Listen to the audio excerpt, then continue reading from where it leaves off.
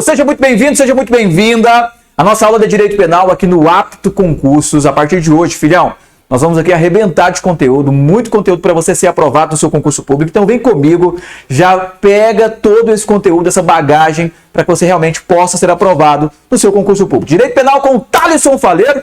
Vamos lá, vamos começar hoje a nossa primeira aula, nosso primeiro encontro, para a gente começar falando de Direito Penal, parte geral. E você vai ter vários encontros comigo, da parte geral, da parte especial, tudo aquilo que é importante, tudo aquilo que é necessário, para que você possa chegar pronto na sua prova e ser aprovado. Então, não me irrita e vamos começar a nossa aula. Queridos, Direito Penal para concurso público, Thalisson Faleiro. Bom, para a gente começar a falar de Direito Penal, a primeira informação que deve ser dada é realmente o conceito. É impossível você fazer uma boa prova de concurso público sem antes saber o conceito de Direito Penal. O conceito é muito importante, né? Toda matéria jurídica ela tem que ser inicialmente conceituada. Toda matéria do direito, o primeiro momento é o conceito. Então, qual é o conceito de direito penal? Coloquei no seu querido caderno. Direito penal é o ramo do direito público. Olha que bacana. Ramo do direito público. Já temos uma informação para a sua prova, né? Por que o direito penal é o ramo do direito público? Vamos entender isso ao longo da nossa aula. É o ramo do direito público e tem por objetivo, olha só que bacana, o objetivo do direito penal, é muito importante saber disso para o seu concurso público, limitar, vou até colocar de vermelho, ó, limitar o poder punitivo do Estado. Olha que bacana. Tem como objetivo limitar o poder punitivo estatal. Preste atenção, meu bebê. Ao Estado foi entregue o direito e poder de punir. No Brasil não se aplica mais a lei de tabelião, não tem essa parada de olho por olho e dente por dente. Ao Estado foi entregue o poder punitivo. Então, todas as vezes que alguém pratica uma conduta criminosa, todas as vezes que alguém pratica um crime, não cabe a mim, não cabe a você, não cabe a um terceiro punir. Quem é que vai punir? É o Estado. O Estado vai exercer o poder punitivo sobre o criminoso. Todas as vezes que acontece um crime, o Estado olha e fala: fulano, tu praticou um crime, agora eu vou te punir. Então entenda, esse poder punitivo é dado ao Estado. O Estado exerce o ius puniendi, né? O direito poder de punir. Só que esse poder punitivo do Estado, ele não pode ser um poder punitivo ilimitado. Não pode ser da forma que o Estado acha que deve ser. Ele precisa ter limites, ou seja, não é absoluto essa punição estatal. Todas as vezes que o Estado vai punir alguém, ele respeita limites. Limites que são estabelecidos na própria lei, no próprio direito penal. Então entenda, é um ramo do direito público e tem por objetivo limitar o poder punitivo do Estado. Estado, você vai punir, mas você vai punir respeitando limites. Além desse conceito, é importante dizer que, sendo um direito público, sendo um ramo do direito público, nosso amigo direito penal, e tendo por objetivo limitar o poder punitivo do Estado, nós temos que aprender também que ele vai trabalhar com a aplicação de infrações penais. Olha que bacana. O que o direito penal faz? Ele vai trazer a nós as infrações penais decorrentes da sua aplicação. Então, todas as vezes que eu começo a estudar o direito penal, além de saber que é um ramo do direito público, que tem por função limitar o poder punitivo do Estado, você tem que lembrar que o direito penal trabalha com a máxima das infrações penais. O que seria essa tal de infração penal que o direito penal vai trabalhar em seu conceito? Então vamos lá, o nosso segundo tópico da aula. O que é essa tal de infração penal? Olha que legal, senhores. Olha que bacana. Quando eu falo de infração penal, o direito penal fez questão de trazer essa norma como gênero. Infração penal é gênero que se subdivide em duas espécies. Então presta atenção, meu querido, não me irrita não, tá?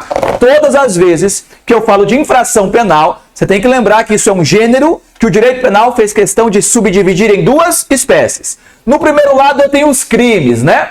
Ao longo das nossas aulas, nós vamos estudar vários crimes. Nós estamos na parte geral. Só que vai chegar um momento aqui dos nossos encontros que você vai ter a parte especial comigo. E aí você vai estudar o que é homicídio, furto, roubo, latrocínio, estupro, peculato, corrupção, tráfico de drogas, os crimes previstos na parte especial. E também você vai ver vários crimes na legislação extravagante com outro professor, tá? Agora, olha só. Se eu tenho crimes de um lado, do outro lado eu tenho as contravenções. Bacana? Contravenções penais ainda existe, apesar de ser pouco cobrável nas provas de concurso público, quase não se cobra, mas lembre-se que nós temos as contravenções penais. Qual que é a informação, senhores? A regra é que os crimes que nós vamos estudar, eles estão previstos lá no nosso amigo Código Penal, né? A partir do artigo 121, se esgotando no artigo 369 do Código Penal. Então entenda, crimes você começa a estudar no Código Penal a partir do artigo 121 e se finaliza ao teor do artigo 369. Entenda, é uma aplicação prática para a sua prova. Já as nossas queridas contravenções penais, você vai estudar no Decreto-Lei, preste atenção, 3688 de 1941. Perceba, o nosso amigo Código Penal, ele é de 1940. Depois de um ano da edição do Código Penal, em 1940, o Congresso Nacional resolveu criar o Decreto-Lei 3688 de 41, que é a lei das contravenções. Então, olha só, aonde que está a sua previsão jurídica, né? Infrações penais é gênero, e se é gênero, o direito penal dividiu de forma dicotômica, dualista, né? Presta muita atenção no que eu estou dizendo. Dicotômica ou dualista. Essa é a teoria adotada para as infrações penais no Brasil. Por que é dicotômico? Por que é dualista? Porque nós temos duas subdivisões. Ou é crime ou é contravenção. Dualista, dicotômico, bipartite, já foi cobrado em prova, tá? Quando eu falo de crimes com vocês, você vai aprender que todo crime que é crime que se preze, ele terá ou reclusão ou detenção. E nós temos também a pena pecuniária, né? Que é a pena de multa. É bem verdade que ao longo dos nossos encontros, quem sabe na quinta, na sexta aula, eu vou trazer a vocês as diferenças práticas que nós temos de reclusão e detenção. Agora lembra, se eu praticar um crime, o direito penal será aplicado a mim com reclusão ou detenção, que são espécies de pena privativa de liberdade, ou seja, cadeia, né? Engaiolamento propriamente. E a pena de multa, que é a pena pecuniária, pagamento, né? E aí nós temos as contravenções penais, que você vai estudar, que também tem duas espécies de punição. Aquele que vier a praticar uma contravenção penal, ou ele recebe a prisão simples, e a gente vai estudar também os objetivos da prisão simples, e também ele pode ser sancionado com a multa, que é outra espécie de pena pecuniária. Agora, segura aí. É claro que aqui no apto a gente vai trazer uma aula 100% atualizada, né? Não cabe a mim, não cabe aos outros professores trazer conteúdo desatualizado a você. Então, pensando no pacote anticrime, quando eu falo em crimes, nós tivemos uma alteração no próprio Código Penal, lá no artigo 75, cuja pena máxima, antes do pacote anticrime, era de 30 anos, e a partir de agora nós temos pena máxima de 40 anos. Olha que bacana. O máximo da pena privativa de liberdade para a prática de crimes, com a atualização do nosso querido amigo pacote anticrime dentro do Código Penal, não é mais de 30, e sim de 40 anos. Agora entenda, quando eu trato de contravenções penais, nada mudou, tá? A pena máxima para as contravenções penais continua de 5 anos. Até aqui tudo bem? Então vamos lá. Esse é nosso início, é nossa introdução. A gente está apenas introduzindo o direito penal na sua cabecinha, queridão. Apenas começando com um conteúdo que vai ser de grande relevância para que você seja aprovado. Então, recapitulando a nossa introdução, o nosso conceito de direito penal. Entenda, eu estou no conceito, estou introduzindo a matéria para que você possa entender. Então, olha só, o que é direito penal? É um ramo do direito público. Ok, se a sua prova disser que é ramo do direito privado, consequentemente está errado. Se é ramo do direito público, o objetivo do direito penal é limitar o poder punitivo do Estado. Limitar o poder punitivo do Estado para que o Estado não possa punir da forma que ele quer. Vai punir o sujeito criminoso, mas respeitando limites. E além disso, quando eu entendo que o objetivo é limitar o poder punitivo do Estado, dentro do conceito de direito penal, a primeira informação é entender o que é infração penal. Infração penal é gênero. Infração penal não é espécie. Infração penal é gênero que se subdivide em duas espécies. Critério de bipartite, dicotômico ou dualista, tá? A sua prova pode cobrar essas três expressões: bipartido, dicotômico ou dualista. Por que é bipartido, dicotômico ou dualista? Porque se divide em 2. E sendo assim, de um lado eu tenho os crimes, do outro lado eu tenho as contravenções penais. A grande maioria dos crimes você estuda do artigo 121 ao 369. Lembrando que o nosso Código Penal é de 1940. Mas é bem verdade que você vai estudar outros crimes na legislação extravagante, com o nosso outro professor. Acredito que o Marra vai dar aula para vocês de legislação extravagante. Ele vai trazer os crimes da lei de drogas, os crimes da lei Maria da Penha, os crimes da lei de tortura, os crimes da lei dos crimes hediondos. Vai trazer com vocês os crimes da lei de abuso de autoridade, ou seja, são crimes previstos na legislação esparsa, né, fora do Código Penal. E aí você estuda também a contravenção penal, que está no nosso querido amigo Decreto-Lei 3688 de 1941. E a diferença existencial entre crime e contravenção é que os crimes, a pena é de reclusão, detenção ou multa, reclusão e detenção sendo pena privativa da liberdade, multa a pena pecuniária, e nas contravenções penais nós temos prisão simples e multa também. Prisão simples, a pena privativa da liberdade, e a pena de multa sendo a pena pecuniária. Então entenda, para começar bem a nossa aula, esse é o conceito introdutório de direito penal.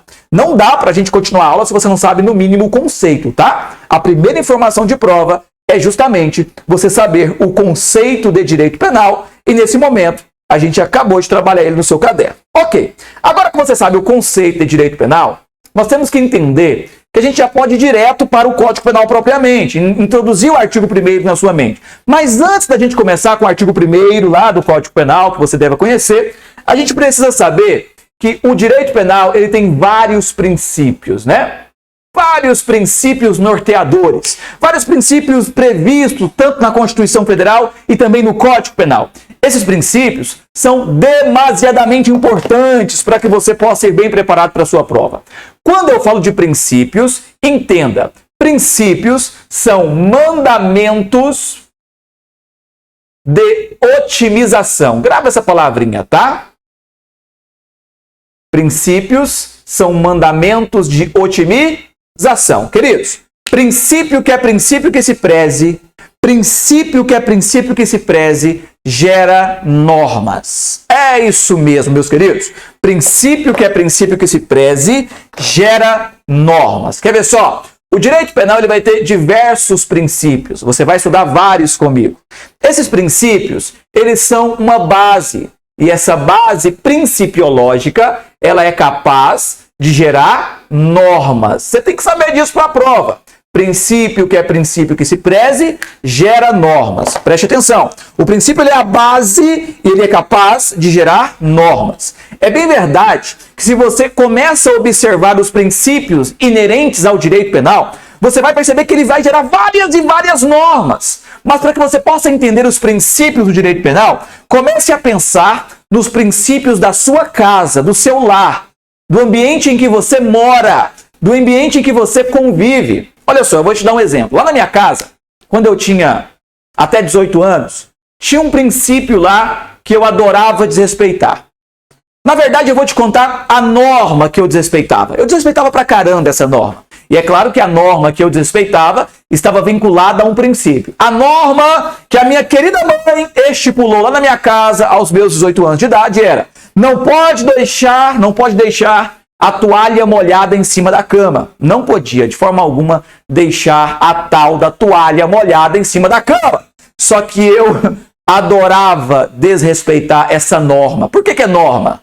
Porque a norma não deixa a toalha molhada em cima da cama, ela está vinculada ao princípio organização. Tá. Não quero saber dos princípios da sua casa e nem muito menos dos princípios da minha casa. Porque não cabe a mim saber. Cabe a nós sabermos os princípios do direito penal.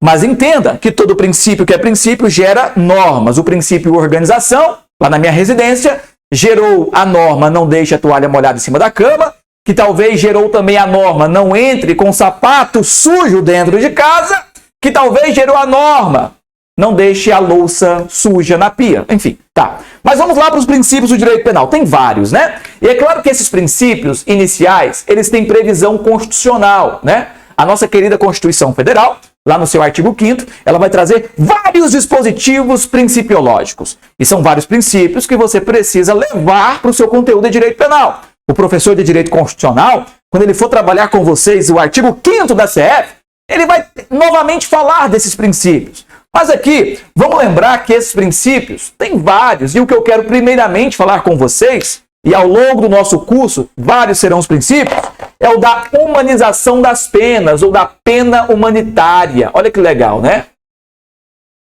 Pena humanitária ou humanização das penas, tá?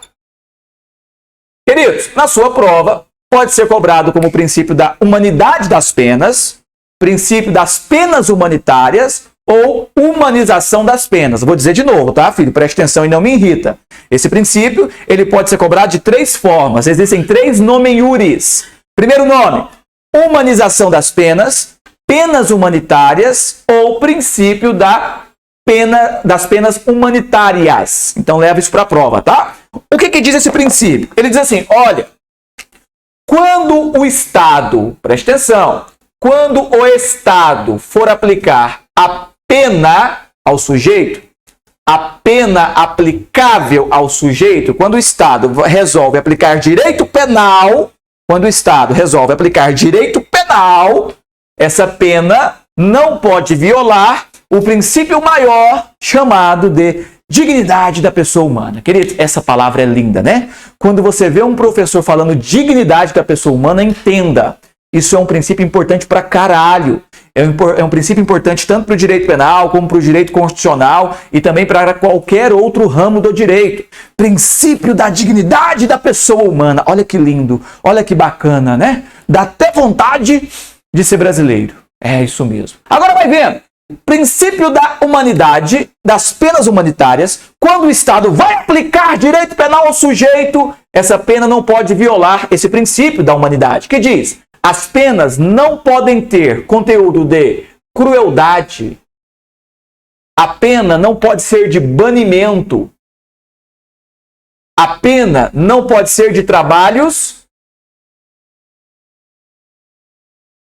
forçados. Assim como a pena não pode ser de caráter cruel, banimento, trabalhos forçados, e ela também não pode ser de caráter perpétuo. O que a Constituição diz? Não haverá penas de trabalhos forçados, cruéis, de banimento, de caráter perpétuo. Ou seja, o que é crueldade? Queridos, crueldade está ligado a penas incisivas, né? Com falta de dignidade de pessoa humana ao sujeito, tortura, né? Jamais. Ninguém pode ser torturado. O próprio artigo 5º, inciso 3 da CF diz: é vedado a tortura e qualquer tratamento desumano ou degradante. Sendo assim, eu e você não podemos ser torturados, não podemos receber penas cruéis.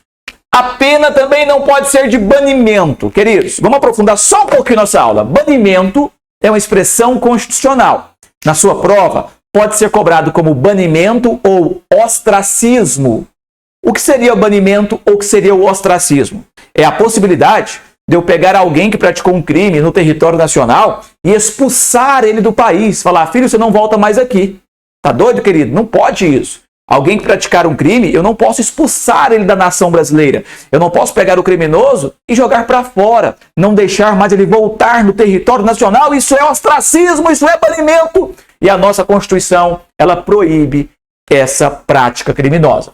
Trabalhos forçados, né? Quando a Constituição fala de trabalhos forçados, entenda que ela está proibindo o trabalho escravo, tá? Ninguém pode ser tratado como escravo e, consequentemente, é conduta criminosa, né? Tratar alguém como escravo ou análogo à escravidão. Nós tivemos a Lei Áurea e, consequentemente, não tem mais isso no Brasil. Então, a Constituição de 1988 ela também proíbe. E nós temos de caráter perpétuo, que seria para sempre. Amém. Ninguém pode ficar aí cumprindo pena pelo resto da eternidade. Tanto é verdade que quando eu falava de infração penal com os senhores, você lembra que o máximo da pena privativa de liberdade é de 40 anos. Show de bola? Então esse é o primeiro princípio. É claro, aqui fizemos apenas a abordagem penal, tá? A abordagem do direito penal. Lá em direito constitucional, o professor vai trabalhar isso com vocês de forma mais gradativa dentro do direito constitucional. Bom, e aqui aproveitando que nós já falamos desse princípio, e eu digo a vocês, esse princípio das penas humanitárias, ele está ligado automaticamente ao princípio da dignidade da pessoa humana. Para a gente começar a entrar em direito penal, é o primeiro princípio que você tem que saber. tem que respeitar o princípio da humanidade das penas, que consequentemente respeita o princípio da dignidade da pessoa humana. Agora que você sabe o que é princípio e sabe um pouquinho desses princípios, vamos direto ao ponto, né? Vamos entrar dentro do nosso querido amigo Código Penal. É isso aí. É agora que o filho chora e a mãe não vê, meus queridos. Agora a gente vai entrar dentro do Código Penal propriamente. Claro, você vai ter um material de apoio, mas o que eu te peço nesse momento? Se você pode, no momento em que você está assistindo essa aula, já pegue o seu Código Penal e abra o Código Penal e acompanhe a aula com o texto de lei em mãos. Se você não tem aí o seu Código Penal, tu vai no Google e coloca lá Código Penal, vai no site do Planalto e você vai ter também o seu Código Penal 100% atualizado. É muito importante que você vá para a sua prova com o Código Penal em mãos e sempre fazendo a literalidade de lei. Bacana.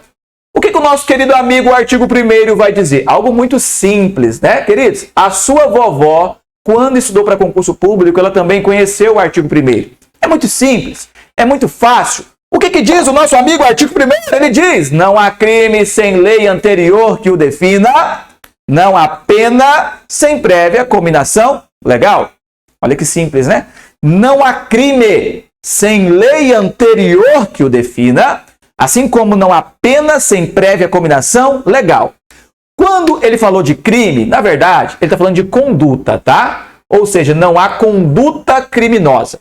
A conduta, pessoal, é chamada de preceito primário. Anota isso, tá? Preceito primário. Todas as vezes que você olhar, preste atenção no que eu estou dizendo. Todas as vezes que você olhar para uma determinada conduta criminosa e você observar que existe o tal do preceito primário, entenda, isso está ligado automaticamente à conduta.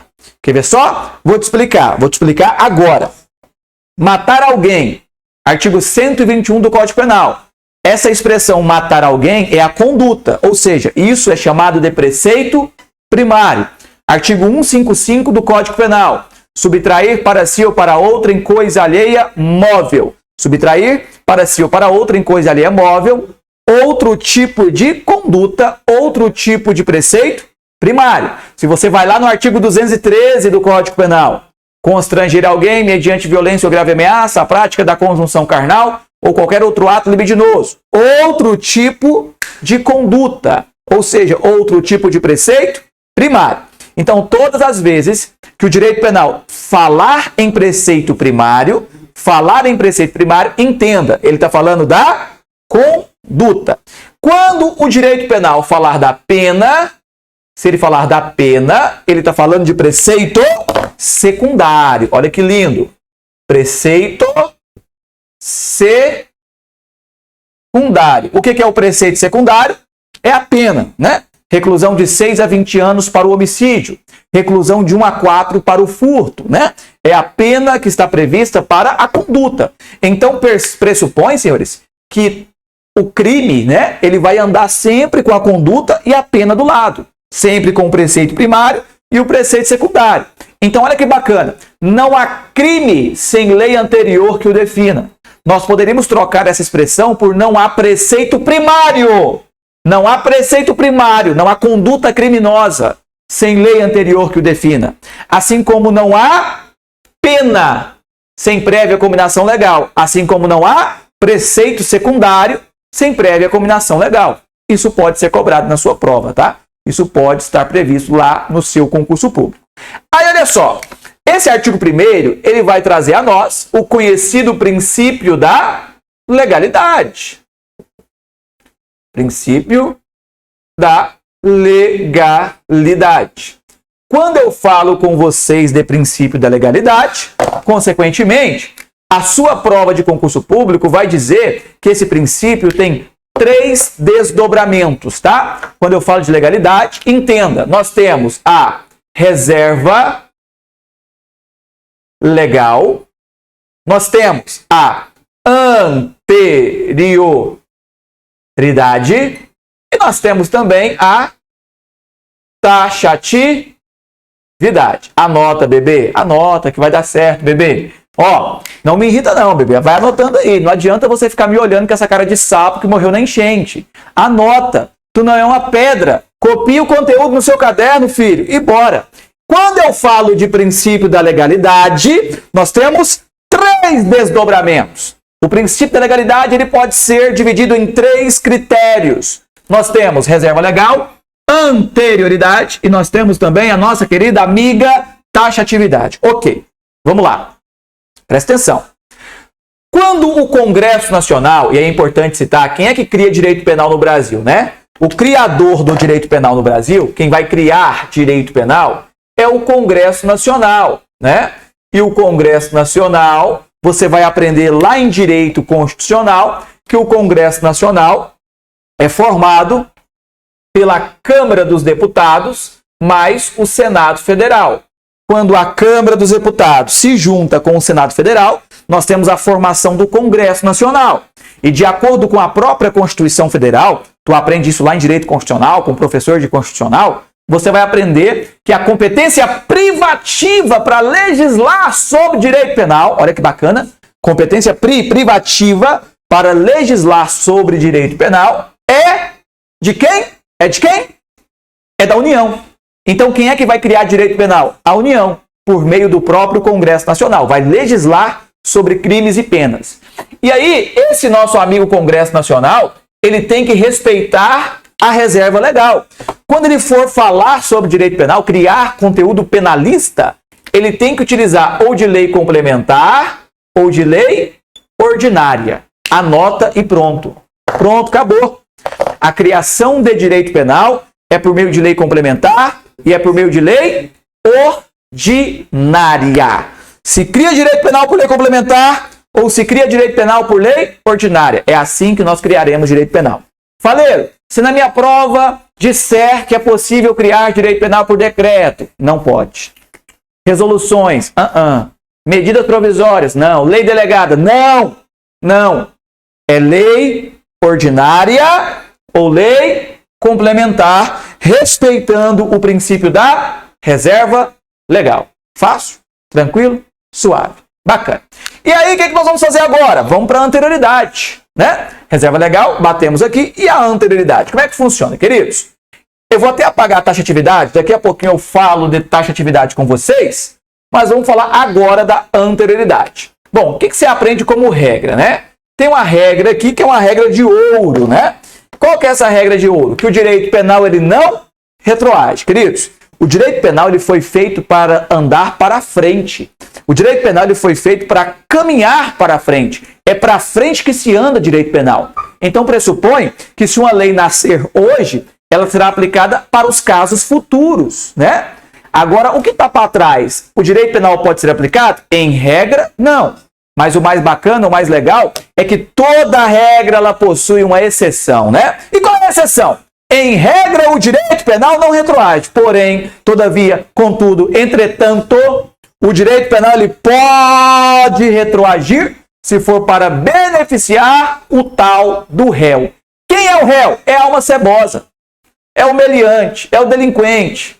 É, meu querido, o criminoso. O réu, né? O réu, queridos, é expressão técnica, tá? Réu é aquele que está sendo participante do processo como criminoso. Réu é aquele pelo qual o Ministério Público foi lá, ofereceu denúncia, o juiz recebeu denúncia e então ele participa do processo como o criminoso, como o réu. Ele não é condenado, tá? Réu é o nome aí do carinha que está no processo criminal. Então, olha só. Em regra, o direito penal não retroage. Direito penal não retroage. Mas toda regra possui exceção e o direito penal ele pode retroagir quando, bebê? Anota. Ele pode retroagir para quê? Para beneficiar o réu, o nosso amigo réu. Aí o direito penal vai poder retroagir. Decora isso, bebê, que vai dar certo. Falei, vamos para o exemplo? Vamos para o exemplo. Vamos dar um exemplo aqui do direito penal retroagindo para beneficiar o criminoso, né? Imagine comigo. A lei A, tá? A lei A e a lei B. Vamos imaginar que a lei A possui pena de 2 a 6 anos. Ou seja, tem uma determinada conduta, tá? Tem uma conduta, e aí o que você lembra? Se tem conduta, é porque tem preceito primário. Tem preceito primário e tem preceito secundário. Conduta e pena. Bacana, preceito primário, preceito secundário.